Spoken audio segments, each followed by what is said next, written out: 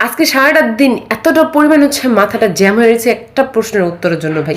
শুধু আপনারা একটু কয়ে যাইবেন, আপনাদের কাছে দোহাই রইল দোহাই। আচ্ছা, লায়লা আর প্রিন্স মামুন কোন ক্যাটাগরির অ্যাওয়ার্ডটা পাইলো? জানি না। এই অ্যাওয়ার্ডটা সে কিসের জন্য পাইলো? গুগলে গেলাম, এই 800টা নিয়ে সার্চ দিলাম, কিন্তু আমি কিচ্ছাই খুঁজে পাইলাম না। এইটা কি কোনো কথা? কিচ্ছু না।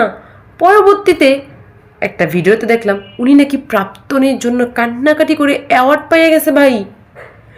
বলেন কি? মানে কি একটা অবস্থা, কি কমো আর, মানে এটা ভাবা যায় নাকি, চিন্তা করা যায়? তাহলে আমরা কোন ঘোড়ার ডিমের ছাতাটা ফালাইলাম? আজকে যদি প্রাক্তনকে নিয়ে কান্নাকাটি করতাম, আজকে যদি খাইয়া মুখ টুক ফুলাইয়া মাইসের দেহায় দুহায় যদি পেরে দিতাম গা, তাহলে তো একটা অ্যাওয়ার্ড পাইতাম। মানে কি একটা অবস্থা, কি করলেন আপনারা, কি করলাম আমরা? তারা অ্যাওয়ার্ড নিয়ে দিন পার করতেছে। মানে এতটা পরিমাণ তাদের ট্যালেন্ট, প্রাপ্তনের জন্য কান্নাকাটি করে। তাই আমার একটা মানুষের জন্য খুবই কষ্ট, খুবই দুঃখ লাগতেছে, যারা হইতেছে একটা মানুষ না, অনেকগুলো নিয়ে যারা হচ্ছে প্রাপ্তনকে নিয়ে ভিডিও বানায়, স্যাড ভিডিও, বা প্রত্যেকটা ভিডিও প্রাপ্তনকে নিয়ে কথা বলে। তারা কোন দোষটা করছে আপনাদের কাছে? কি মনে হয় তারা কোন দোষটা করছে? তাদের সাথে না ইনসাফি হয়েছে।